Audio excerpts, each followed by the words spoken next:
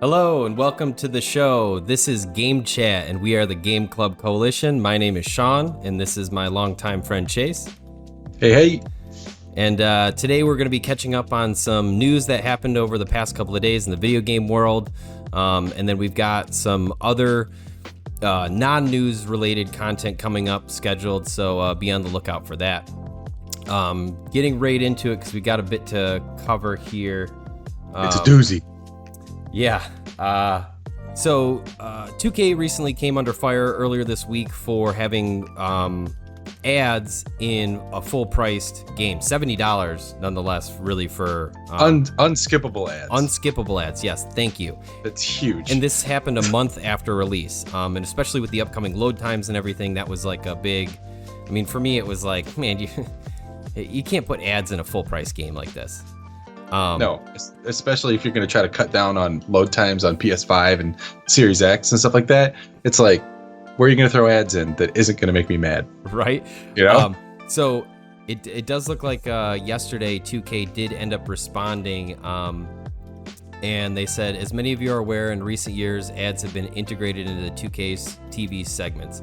Yesterday's 2K TV ad placement impacted our players' experience in a way that we didn't intend, as these ads are not meant to run as part of the pre-game introduction. This will be fixed in future episodes. Thanks for your continued feedback. Well, that's good. Good to know that it's going to be fixed, but what does future episodes mean? Like, how long? Right.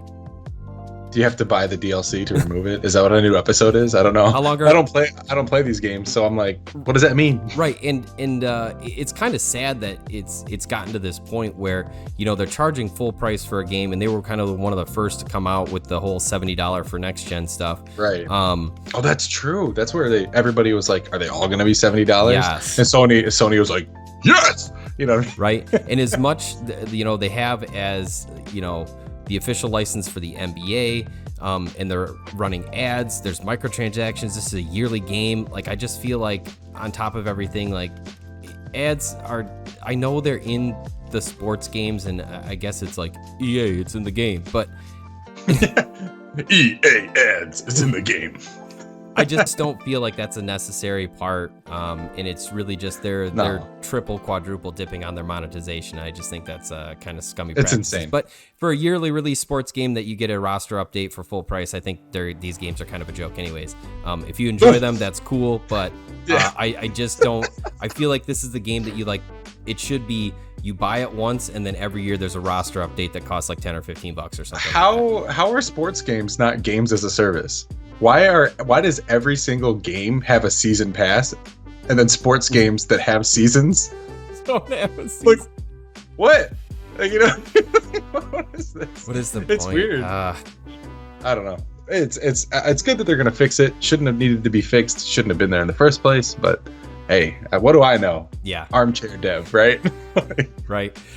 Moving on to a little bit more exciting news. It has been shown or said that the Halo Master Chief Collection will be upgraded to 120 FPS on the Xbox Series X. And I believe it's also rumored to potentially run at that frame rate at the Series S. There's no confirmation, but here we do see the Xbox's tweet where it says fully optimized for the Series X and S, 120 FPS in campaign and multiplayer, which is pretty big. Dang. Split screen improvements and up to 4K on Series X, available for free to existing owners or those with the Xbox Game Pass on November 17th. So that's pretty big. This kind of, I don't know. I don't want to say it evens the playing field, but it's nice to see them take advantage of this high refresh rate, which has been a highly touted feature of PCs for many, many years. And in multiplayer too, right? Because like those extra frames could potentially give you a split second on somebody else with the way that player movements are and everything else. That's probably why I die whenever I try to play PC games. Right. I'm over here like, and they're just like, so gotcha. This is super exciting, and I'm glad to hear it. And this will be another good, you know, launch reason to have an Xbox Series X, especially for anybody with a lower end PC that can't do this. You can go out and spend $500, potentially hook it up to your high refresh rate monitor of some sort. I think that's a huge win. It's a huge win. Continuing on with frame rate or graphics options for next gen, it's recently been posted by W. Bacon, who is a verified at Capcom, and somebody had been asking, and I think people in general were asking about 4K 60 FPS when ray tracing is turned off. And so he said, to recap, 4K 30 FPS ray tracing on, 1080p 60 FPS ray tracing on, 4K 60 ray tracing off, 120 FPS, or it says up to, I'm sure there's some sort of variable there, with ray tracing off. Was that 1080p with the variable, or you said variable frame rate? It says variable. It says up to 120 FPS with ray tracing off. It does not state a resolution there. Okay, that's what the variable was. So I think that it might run in some sort of dynamic resolution, 720, 900, sense. Something like that, if somebody wants that experience. Great to see before the consoles even launch, we're getting options. Yeah, I'm all about options. Even though I'm an Apple guy, I love options. Apparently, what does that mean? I don't know. Well, and again, this is something that PCs have had for a long time, and it all kind of varies on your hardware and everything else. And really, what I wanted, even in this last generation, the Xbox One X and PS4 Pro, those Pro models, the higher end models, I really wish that more games took advantage of those options of like, hey, do you want it to be like super high resolution focused and 30 FPS? Or do you want to tone it down to 1080p and have potentially higher frame rate or something like that? Like, give us options. And it's really nice to see right here with multiple options with ray tracing on and off, different frame rates. Like, I think that's a great spread. I know when you first initially sent me the link to this, it's like, that's like 4 biggies. Yeah. You know, I mean, you've got like the best it could possibly look. You can have the smoothest and looking pretty great. And then you can have smoothest looking really good, and then you can have that weird variable like, hey, if you've got this kind of monitor, take advantage of it. Like, I'm all about that, man. Like, like the 1080p ray tracing 60, is that was the second one? Yep. I'm not looking at it, I'm just going off, but that's awesome. Yeah, that's sick. Like, and I'll be the first person to tell you, Control, fantastic. If you have not played that game, it is fantastic. And it is one of the best, I think, to date examples of ray tracing and like how I really think that's where next gen is going. That's going to be the next evolution and step. We already have these great, texture possibilities and, super realistic looking stuff. Ray tracing is really where it's at, and I'm glad to see 1080p 60 with ray tracing. I really plan on playing the PlayStation 5 on my 4K TV and having potentially 4K 60 on some games or something like that. But like, same. Now I'm kind of interested in playing it on my computer monitor because that's a 1080p monitor, and I can take advantage of 60 FPS stable, nice frame rate, as well as having ray tracing in some of these games, or possibly even having upwards of 120 FPS. Depending on what you're looking for. So I think that's a very, very nice addition here, or I don't know if really addition, but announcement, we'll say, right? Like having options is good, and I'm glad that it's not too convoluted, because I think that's the hardest thing with PC gaming and people is like, you might load up a game and it says, hey, here's the optimized settings, or do you want us to auto configure? But you might have some spots where there's some dips and it's like, okay, I actually need to turn shadows down. Man. Right. You have all these options. You don't know how it affects you. And it's kind of nice where they're giving you targets. What do you want to hit? Yeah, they're giving you pre-packaged, just like a console's plug and play. These games are going to be plug and play. Yep. Where you're going to have these smaller options, but they're going to make big changes. You're going to see it right away. I know that when I used to build computers and game more on that, I spent more time tinkering with settings.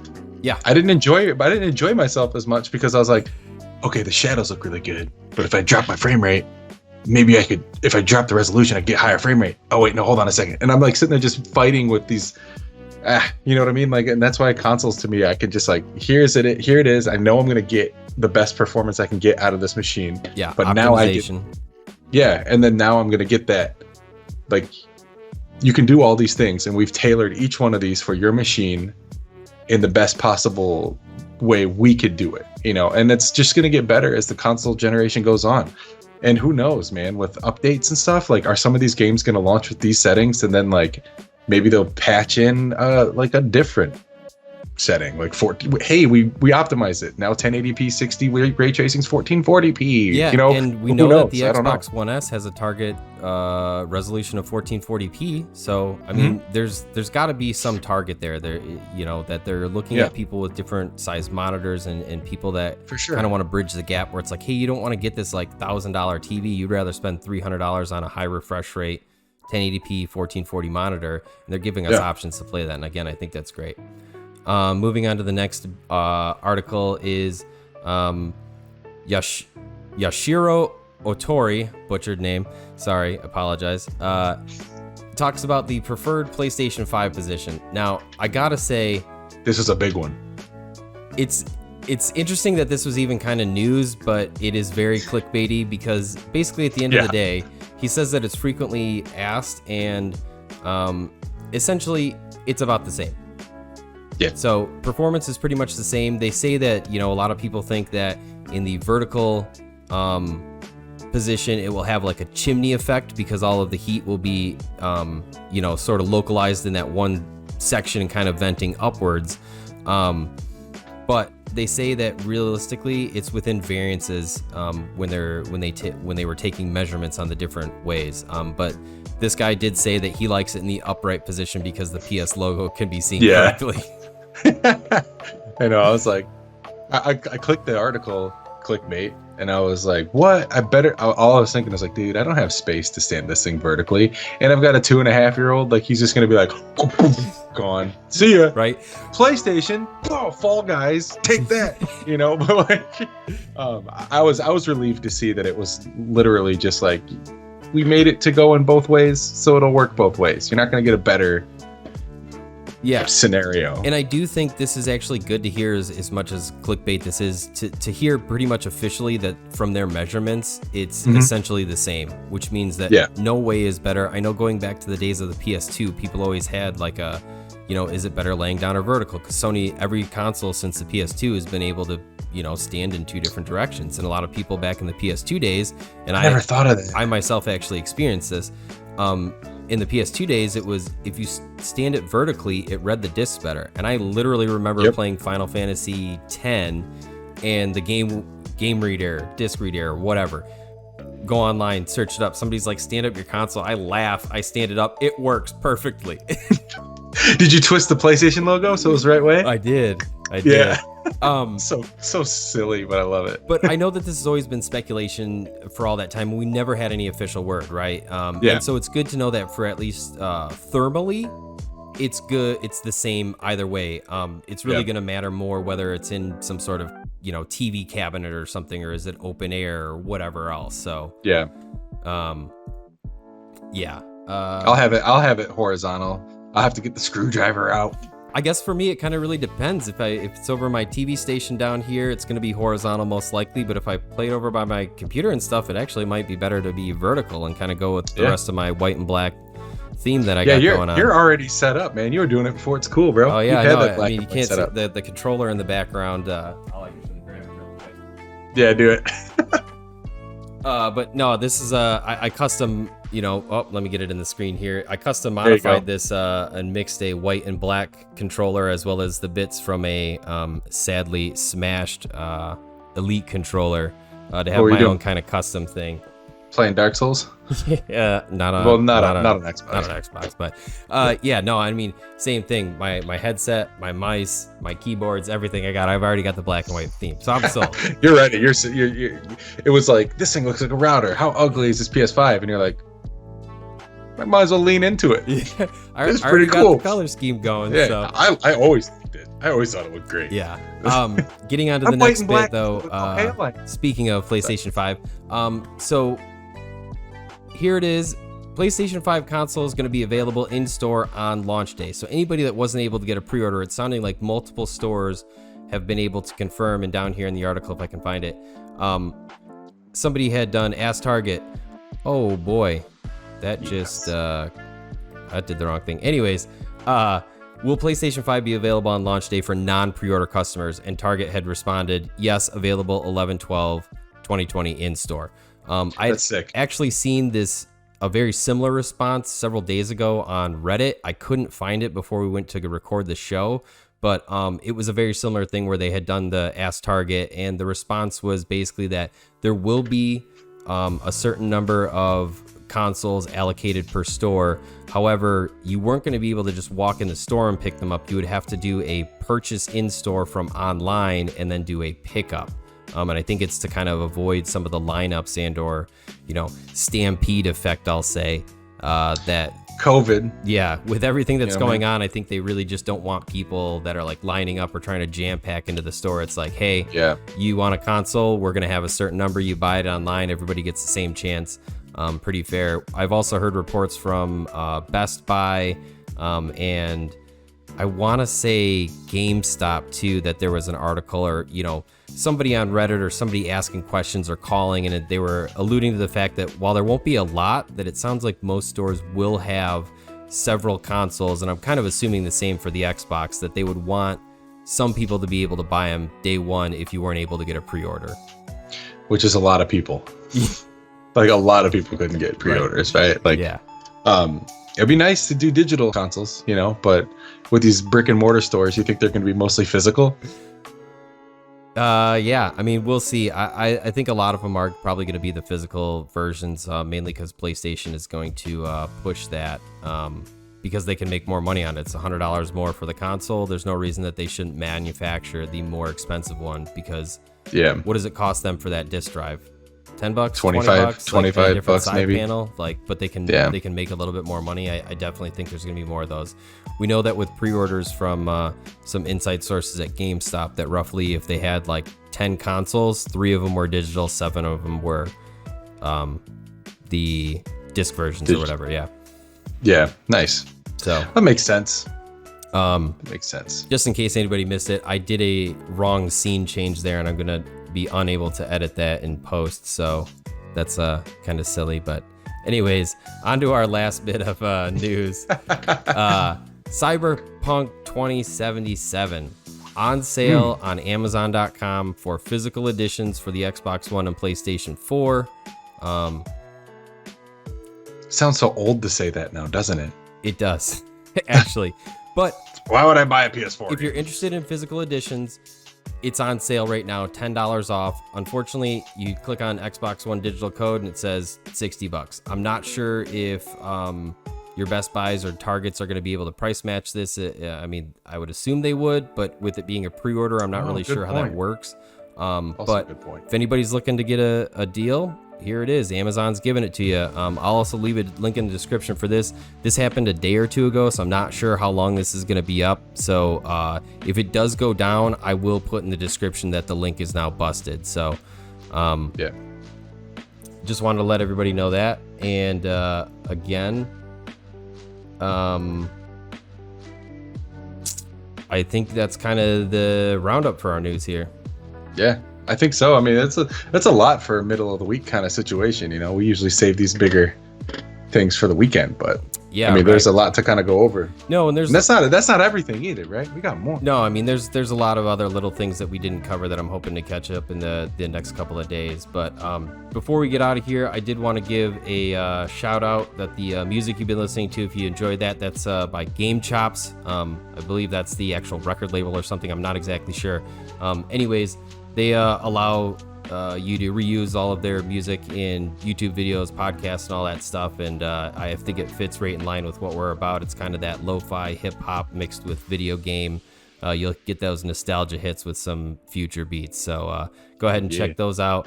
If you enjoyed this show, share it with a friend if you think they'll enjoy it. Subscribe. Share it with a friend even if you don't think they'll enjoy it. Just see what happens. You never know, right? We're looking at getting posting videos a little bit more often right now. We've been on a 3 days a week schedule. Some stuff, technical difficulties on a few things, but we're looking at getting posted every day, trying to keep up with the news and come at you with some different takes and different topics, so to speak, for probably this show, Game Chat. But we're going to be looking to do other stuff in the future. If you guys get any ideas or you want us to cover anything, there's anything that you want a topic about, put it in the comments. We'll definitely, we're looking for show ideas, and we want to talk about what you guys want to talk about. We want to include everybody in the conversation. So that's right. It's game chat, not game listen. Right. I mean, come on. And this is the Game Club Coalition. So we're looking for more members. Right. Again, if you enjoy the content, let us know. Until then, I guess game chat out. Game chat out.